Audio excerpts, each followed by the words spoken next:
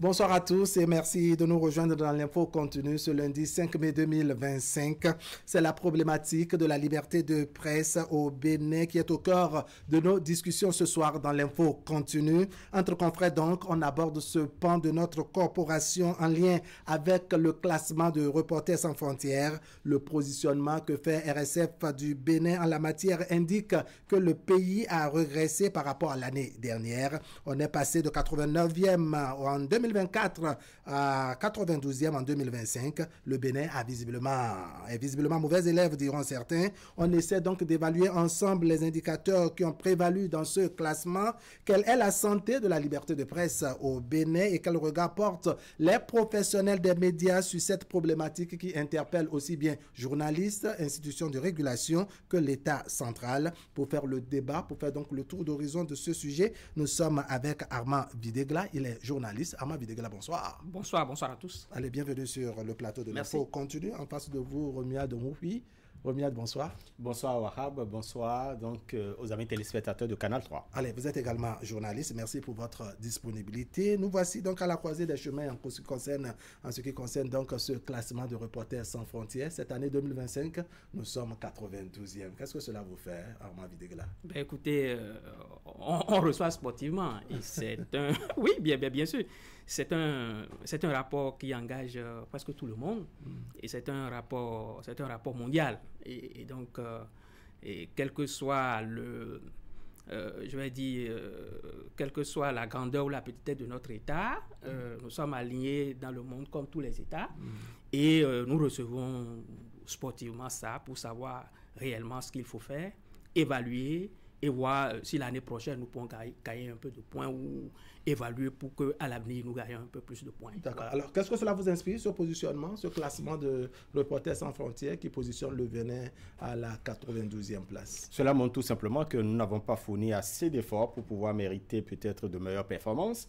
Cela montre combien de fois nous devons encore déployer un certain nombre de choses, sinon consentir un certain nombre d'efforts pour pouvoir mieux faire, mieux se positionner en termes donc de liberté d'expression, liberté de la presse, en termes donc d'entreprise viable, d'entreprise de presse viable, en termes de structuration et de respect d'un certain nombre d'instruments juridiques que le Bénin s'est doté pour pouvoir permettre aux acteurs de ce secteur-là de s'épanouir. Et donc, il y a tellement de choses à faire. C'est un package et cela montre tout simplement qu'il y a une responsabilité qui est partagée entre les acteurs, entre l'État et puis bien d'autres structures. Alors, Armand Videgla, on se demande qu'est-ce qui n'a pas marché? Ben, écoutez, nous dégringolons depuis plusieurs années. Ça, c'est un fait et c'est une réalité. Et nous sommes passés d'un arbre qui cachait la forêt parce que véritablement, il y a beaucoup de problèmes au niveau de la presse, surtout au niveau de la presse privée. Parce que c'est là où on mesure en réalité c'est là où se trouve le baromètre même. D'accord. Même parce que ce baromètre là au niveau de la presse privée. Oui, parce que en réalité le service public je vais pas dire est aussi cadré que ça, mais le service public est quand même, je vais dire, en griffe maîtrisé. Mais au niveau du privé, il y a un certain nombre de libertés, notamment la liberté de ton. Je crois que nous allons y revenir parce que ça fait partie de l'un des indicateurs, la liberté de ton. Et puis nous avons des entreprises qui normalement devraient traverser le temps. Et depuis un certain nombre d'années, nous avons des entreprises qui traversent le temps, mais qui ont toujours un problème congénital. Ce problème congénital, c'est c'est toujours notre acquaintance avec l'État. Et nous avons, et je l'ai dit la dernière fois, nous avons une presse institutionnelle. Une presse qui a pour gros partenaire l'État. Et cette proximité, ça pose problème. Ça peut justifier, selon vous, la situation dans laquelle nous sommes, ce classement-là, ce positionnement-là. Oui, en fait, c'est un problème de départ. Ce n'est pas un problème d'aujourd'hui. C'est pas un problème d'aujourd'hui. Et donc, cette accointance fait que des fois, l'État nous fuit, on court derrière l'État, parce qu'en réalité, c'est ce qui se pose actuellement. Actuellement, l'État nous met un tout petit peu à l'écart pour dire gérez votre liberté. C'est ce que moi c'est comme ça que vous percevez les choses. Je perçois les choses. Gérez votre liberté. Il y a un contrat avec les entreprises de presse que une structure je n'ai pas gérée, et le reste des ministères et tout ça, il n'y a plus de contrat. Et donc, gérez votre liberté. Mais bon, je constate que nous-mêmes, nous courons derrière l'État.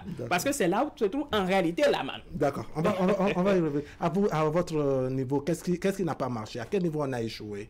Bon, comme je le disais, les responsabilités sont partagées. Donc, en ce qui concerne les acteurs des médias, je crois que nous devons nous retrouver dans de grands groupes. Parce que quand on parle d'entreprises non viables, cela suppose que nous n'avons peut-être pas une synergie d'action. Il y a beaucoup de journaux aujourd'hui, nous en avons beaucoup. Nous avons donc près d'une centaine, peut-être, que ce soit les stations de radiodiffusion et de chaînes de télévision. Vous voyez, et donc lorsque nous considérons comme étant véritablement des entreprises, de grandes entreprises de presse, je crois qu'il y a une structuration, il y a une harmonisation et il y a un management qui va avec. Vous voyez, et donc nous avons manqué de cela. Et ça, c'est au niveau des professionnels des médias, même les acteurs à proprement parler. Voilà. Et l'autre chose également, c'est le respect de la convention collective, parce que quand on parle de liberté de presse et quand on parle d'un certain nombre de choses liées à cette problématique-là, il faut savoir que les acteurs des médias doivent être épanouis.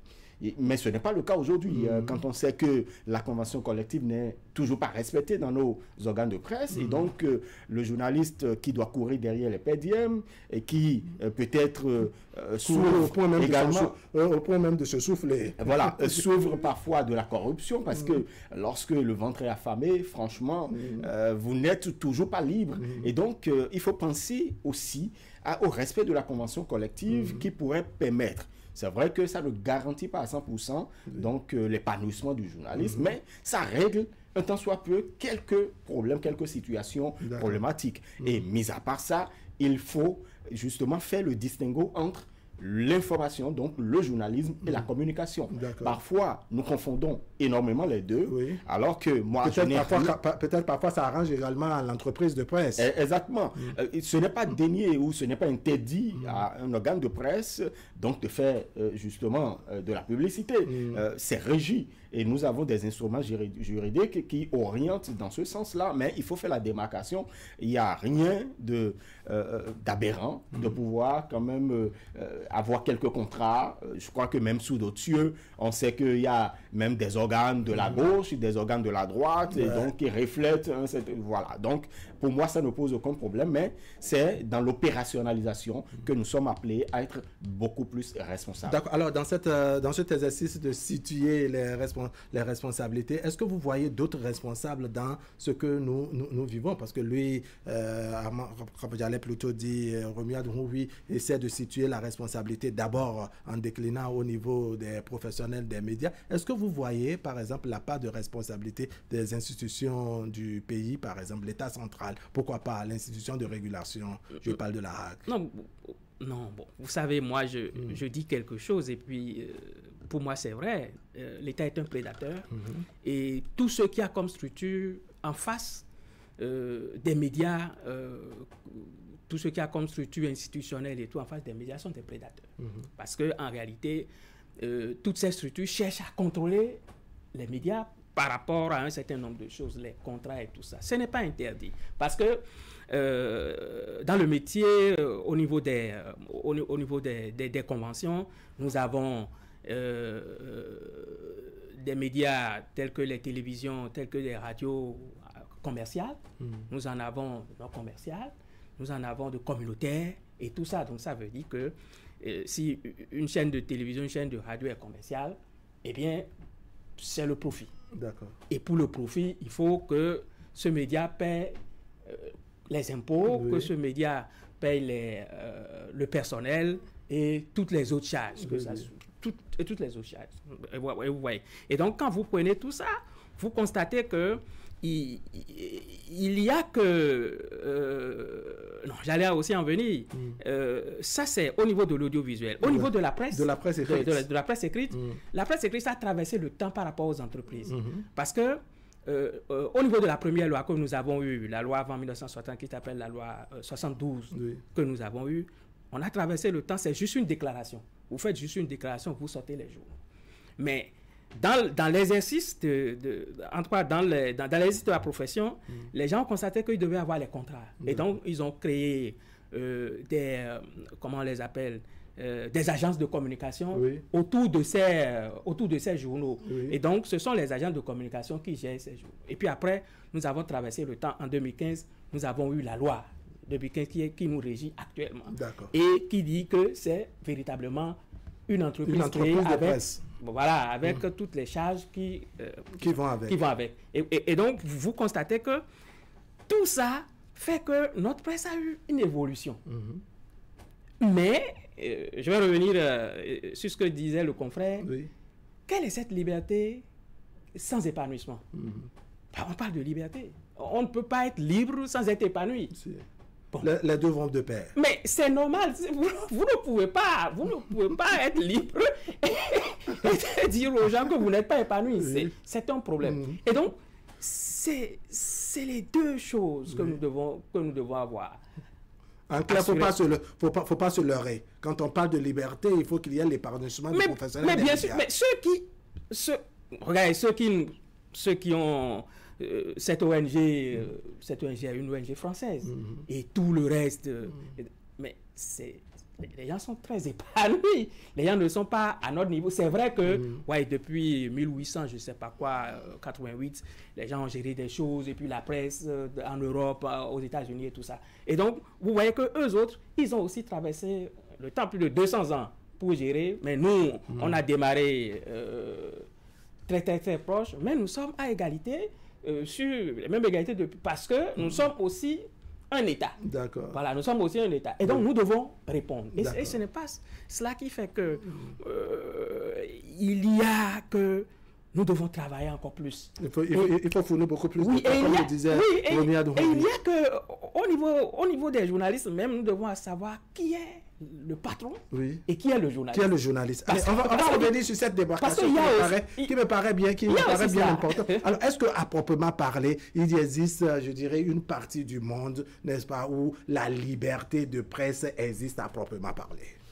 Bon, on peut pas se baser justement sur cette affirmation parce que c'est vrai que c'est une interrogation, mais c'est presque une interrogation affirmative.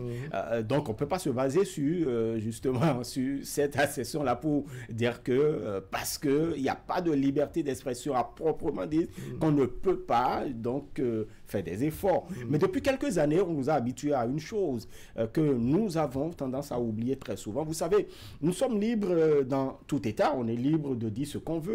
Sauf quand vous vous retrouvez quand même dans des États où c'est la dictature, donc la presse est muselée, la liberté d'expression n'est pas ce qu'elle doit être, et tout ça. Donc, nous sommes libres, vous êtes libres de dire tout ce que vous pouvez, mais il faut être aussi disponible à pouvoir répondre. Répondre de tout ce que vous dites aussi. On nous apprend cela au travers donc des instruments juridiques que nous avons eus, donc comme le code du numérique, le code de l'information et d'autres également d'autres lois aussi. Et donc pour moi, la liberté d'expression, on pourra pas, on peut faire des efforts énormes, avoir des résultats probants, mais vous voyez quand ne serait-ce que gravir les échelons. Alors, est-ce que vous avez compris les critères sur lesquels Reporters sans frontières s'est basé pour faire ce classement? Quand on jette un coup d'œil sur le rapport, vous avez compris les grandes lignes? Oui, tout à fait. Et c'est ça, on disait, quand vous revisitez quand même ce rapport, notamment en ce qui concerne le Bénin, on parle de la précarité. On parle de la précarité. Quand on parle de précarité, c'est que l'épanouissement des acteurs des médias n'est pas au rendez-vous. On parle également de ce que ouvertement il y a quand même des journalistes qui ne se prononcent pas. C'est toujours difficile. Vous savez que nous sommes dans le métier, c'est toujours difficile d'avoir des personnes aujourd'hui pour pouvoir parler. Oui. Donc, dire la personne ressource. Exactement. Soit vous leur soumettez un fait marquant de l'actualité, ils vous disent, elles vous disent, par exemple, que c'est un sujet sensible, je ne pourrais pas m'y Finalement, prononcer. tous les sujets deviennent sensibles. Alors, Armand Videgla, est-ce que vous avez compris les critères sur lesquels s'est basé Reporters sans frontières pour faire le classement? Je retiens deux choses globalement. La première, nous avons une certaine baisse de temps. Et la deuxième, nous avons des entreprises peu viables. Oui. Et quand nous avons des entreprises peu viables, la résultante directe, c'est les questions de précarité. Et donc, bon, les questions de précarité, ce n'est pas sur des plateaux de télévision que nous allons les gérer. Oui, parce que c'est une corporation. Oui. C'est une corporation qui a ses règles et une corporation qui n'est pas comme les autres et une corporation qui travaille dans des entreprises ces entreprises-là ne sont pas comme les autres entreprises. Et vous voyez, les entreprises de presse sont des entreprises ancrées dans le culturel. Et donc, nous avons, je vais dire, les entreprises de presse sont aussi des entreprises culturelles, sont au niveau des industries culturelles, en réalité. Oui. Et donc, pour ça, il y a une économie spécifique qui gère ces entreprises-là. Et je crois que les économistes vont essayer de travailler avec nous encore plus pour que nous puissions relever un tout petit peu le niveau des entreprises qui ont vaille que vaille traversé le temps. Et ce que nous devons essayer de faire, parce que ce que moi je vois, il y a l'avènement l'avènement des nouveaux médias. Et comme les médias aussi se sont démocratisés aujourd'hui, moi je ne vois pas en réalité ce qu'on appelle la baisse de temps. C'est-à-dire que si quelqu'un ne veut pas venir parler à la radio ou à la télévision, c'est un choix. Si quelqu'un ne veut pas écrire une tribune dans un média, je crois qu'il a choisi. D'accord. Parce qu'en réalité, tout ça enrichit. C'est-à-dire à la place, je dirais, de baisse de temps, vous voyez la liberté du silence. Oui, mais chacun a choisi. Oui. Chacun a choisi. On peut se demander, mais pourquoi les gens ont choisi de ne pas se prononcer? D'accord. Peut-être vous ne les invitez pas. Oui. Peut-être que vous ne les invitez pas. Et donc, le problème est à bon, ce qui n'est pas le cas. Ce qui n'est pas toujours le cas. Alors, est-ce que vous ne voyez pas que les questions de contrat, puisque Armand Videgla l'évoquait tout à l'heure, les questions de contrat que l'État central a avec les médias, c'est aussi c'est de nature plutôt à attacher la presse, à obtenir la docilité de la presse, parce que dans tout contrat, il y a les clauses de non-agression, non?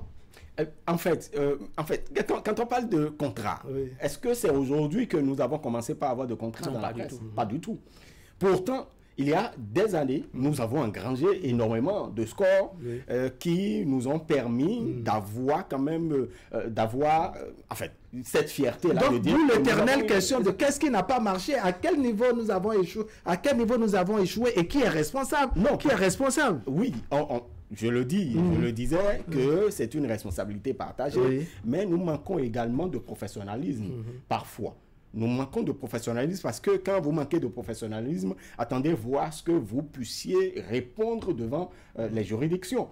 Parce qu'il y a aujourd'hui les voies de recours qui se retrouvent devant celui-là qui se sent lésé ou qui se sent indexé peut-être dans un papier ou lors d'une émission, tout simplement. Et donc, nous sommes appelés à pouvoir être plus responsables. Et donc, il y a un manque de professionnels parfois.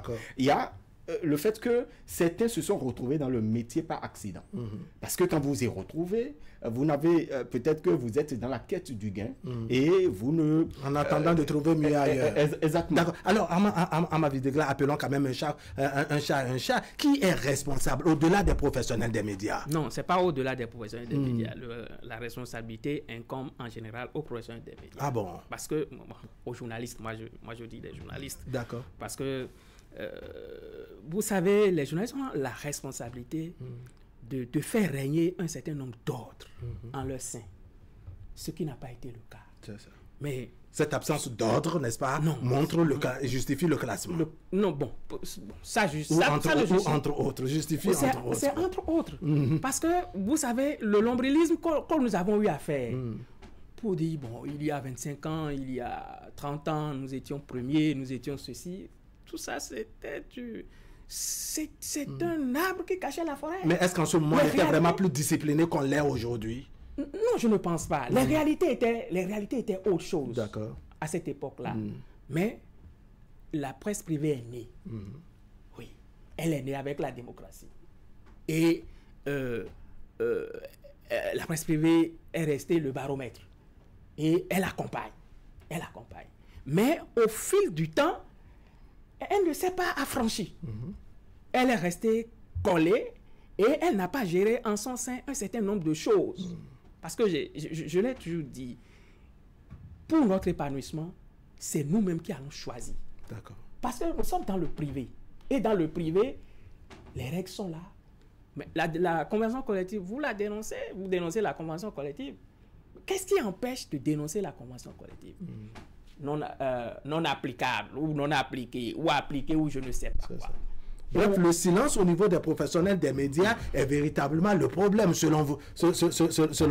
Oui, Romuald Moubi. Moi, je voudrais évoquer, puisque c'est une responsabilité partagée. Oui. L'État n'a même pas de responsabilité également dans ces résultats que nous avons aujourd'hui. Je crois que depuis quelques temps, l'aide de l'État à la presse a manqué. Et c'est vrai que depuis quelques temps... Et cette aide justifie le fait que nous ayons... que le données soit classé 92e. Ont besoin au moment où l'aide était là. On a besoin de souffle. Au moment où l'aide était là, on était...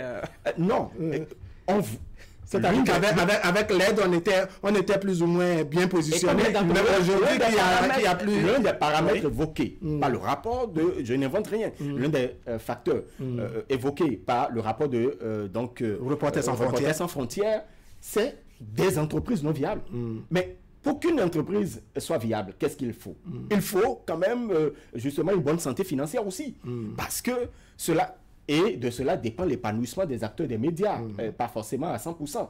Donc, l'aide de l'État à la presse a porté énormément. Et la preuve, depuis quelques mois, l'actuel président de la HAC promet à ce que cette aide soit désormais une réalité, ou du moins qu'on puisse retrouver cette aide. Ça va apporter énormément. Et donc, la responsabilité de l'État, c'est de soutenir les entreprises de presse aussi, d'apporter au travers de la HAC des formations aux professionnels des médias. Je parlais d'un manque de professionnalisme. Et donc, il y a cet état de choses également. La HAC devrait être regardante également par rapport... Mais au-delà de tout, quand on est dans un pays où il y a des médias qui ont été fermés, c'est vrai, il y a des causes, on ne s'est pas réveillé un matin seulement pour aller fermer les médias. Quand on a des médias qui sont fermés, quand on a des journalistes, par exemple, auxquels on a arraché des cartes de presse et autres pour des faits qu'on leur reproche, est-ce que ce n'est pas de nature également à attirer l'attention de Reporters sans frontières pour faire ce genre de classement, de justifier cela comme une forme d'absence de liberté de presse? Oui, Reporters sans frontières est observateur. Non, est un peu plus loin, mais plus proche. Vous savez, les rapports viennent d'ici. Les rapports viennent d'ici. C'est pas que les gens restent là-bas pour... il y a des gens qui sont ici qui font les rapports et qui travaillent avec cette ONG qui font les rapports et qui envoient. Oui, je suis d'accord. Fermer les espaces de liberté est un problème. Et ça fait un grand pincement au cœur à tout le monde et à moi-même qu'on ferme des espaces de liberté. Bon, mais liberté va avec responsabilité. Et je crois que au fil du temps, nous allons gérer tous ces problèmes. Je voudrais Est-ce qu'à ce niveau, par exemple, vous ne voyez pas la part de responsabilité de ceux-là qui ont fermé également ces médias, de ceux-là qui ont arraché les cartes de presse à ces professionnels? Le confrère a dit que nous avons... que les responsabilités sont partagées. Puisque nous sommes dans un État, le rapport du RSF, je vais dire en griffe, engage notre État, parce que notre État devrait faire quelque chose quand même pour que nous puissions passer d'un point A à un point B pour qu'on ne dégringole pas. C'est un fait et c'est une réalité. Et l'État ne peut pas croiser les bras pour voir qu'à chaque année, l'état de la presse, ou qui est le baromètre de la démocratie, dégringole tout le temps. Et donc l'État doit quand même faire quelque chose. Et je voudrais revenir à quelque chose aussi. Allons-y c'est par rapport à l'aide. Oui. Oui, je suis d'accord. Et il a dit tout à l'heure que les entreprises de presse sont dans des industries, sont dans l'ensemble des industries culturelles qui ont besoin quand même de souffle. C'est une autre économie. Oui. Je suis tout à fait d'accord. D'accord. Mais est-ce que nous allons toujours nous cramponner à cela? Voilà. Pour que chaque fois nous parlons d'aide, alors qu'au moment où l'aide était là, on n'était pas aussi meilleur que ça. C'était véritablement un problème. D'accord. Je ne veux pas en parler. D'accord. On reviendra sur l'affaire de l'aide quand elle viendra, parce que bon, on l'avait déjà évoqué. On l'avait déjà évoqué quand le président Édouard Loko, n'est-ce pas? Oui, mais est-ce qu'à cette époque, nous pouvons encore parler d'aide? D'accord. Je ne pense pas qu'on peut encore parler. Vous pensez que les entreprises de presse n'ont pas besoin d'aide? Il n'a pas dit ça. Vous ne voyez pas l'opportunité. Vous ne voyez pas l'opportunité. Non, je ne l'ai jamais dit. Non, je ne l'ai jamais dit. Parce que, vous savez, je ne l'ai jamais dit. On va rester sur notre thématique. On va rester. Oui, on parlera du fond de l'aide au moment où on passe. Je voudrais qu'on reste sur le classement de Reporters sans frontières en ce qui concerne la question de liberté de presse au Bénin. Aujourd'hui, qui doit se sentir gêné, n'est-ce pas, par ce classement? Parce que quand même, il y a tout de même une certaine désolation. Il y a à se sentir un peu gêné quand on est un pays qui, entre-temps, était premier, même si chemin faisant, on a dégringolé, mais venir 92e et autres. Qui finalement doit se sentir gêné? Professionnels des médias, l'État central, institutions de régulation? Pour moi, les deux. Parce que les deux ont une responsabilité dans ce que nous avons aujourd'hui comme résultat, comme performance. Parce que, justement, les professionnels des médias sont appelés à faire beaucoup d'efforts, faire preuve de responsabilité, faire preuve donc de professionnalisme. Et l'État doit apporter un soutien vis-à-vis donc de ces professionnels des médias. L'État doit être regardant vis-à-vis de est-ce que donc ce secteur se porte bien, est-ce que la convention collective est respectée, parce que lorsqu'il y a ces conditions optimales, je crois que ce ne serait plus un secteur ouvert à de la corruption, parce qu'on ne mange pas bien, parce qu'on doit courir derrière les PDM, parce que ci et ça. Voilà. Et donc, l'État doit jouer un rôle important au niveau au profit des professionnels des médias. Mais toujours est-il que nous devons être quand même optimiste quant à l'avenir, parce que nous avons aujourd'hui un certain nombre, donc le paysage s'élargit, le paysage médiatique béninois s'élargit, surtout avec le numérique, et nous avons effectivement, et donc et de plus en plus, il faut appeler à une formation, à une série de formations. D'accord, et à des renforcements de capacité également des professionnels. Alors, Ama Bidegla, comment corriger cet état de choses? Parce que oui, il y a unanimité sur le plateau en ce qui concerne le fait que bon, on a échoué ou on a dégringolé dans le classement. Mais c'est pas la fin du monde. C'est pas la fin du monde. Ça ne va pas empêcher le soleil de se lever le matin, pas du tout, ni de se coucher le soir. Mais comment corriger cela? Bon, vous voyez, il y a quelque chose qui cloche. Quoi? Vous voyez, à une époque donnée, les gens ont pensé que cette presse n'est pas aussi professionnelle et qu'il se posait des problèmes de formation. D'accord. Certains problèmes de formation ont été réglés.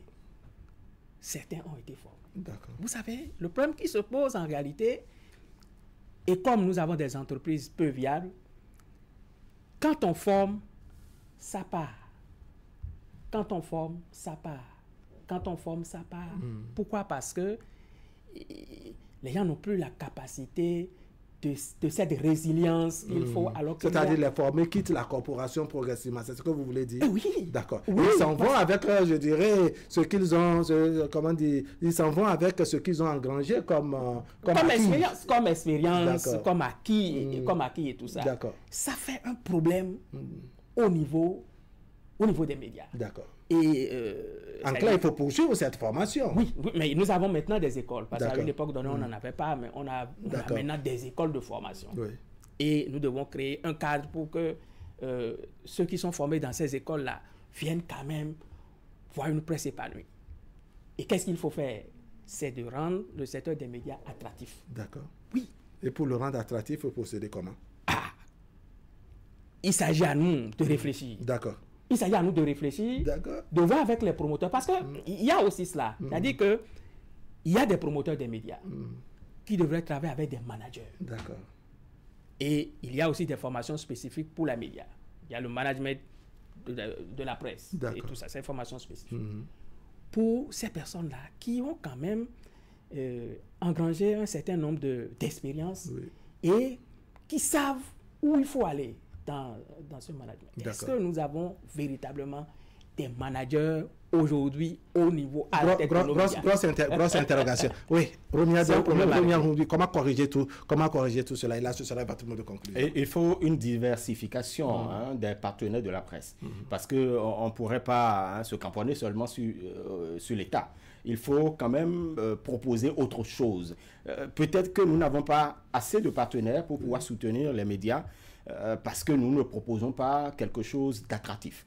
Vous voyez, quand vous allez à côté, il y a quand même des programmes attractifs, il y a quand même des programmes diversifiés dont vous retrouvez le téléspectateur au cœur de ces programmes-là. Et donc, il faut penser à resituer, redynamiser un peu nos programmes en ce qui concerne l'audiovisuel, les sujets de terrain qui demandent aussi des budgets conséquents. Et donc, il faut peut-être repenser la presse béninoise. Et je crois qu'en le faisant, on pourrait avoir peut-être une diversification de partenariats pour ne pas dépendre que donc des contrats gouvernementaux. D'accord. Alors, on va se donner rendez-vous une prochaine fois, au-delà des états généraux de la presse qui ont eu lieu des années en arrière, peut-être réfléchir à comment repenser la presse, comment instaurer ces questions, dois-je dire, de manager à la tête des entreprises, des médias, parce qu'il y a une question que Ama Videgla posait tout à l'heure, qui est patron de presse et qui est journaliste. Mesdames et messieurs, ce serait tout pour aujourd'hui. Merci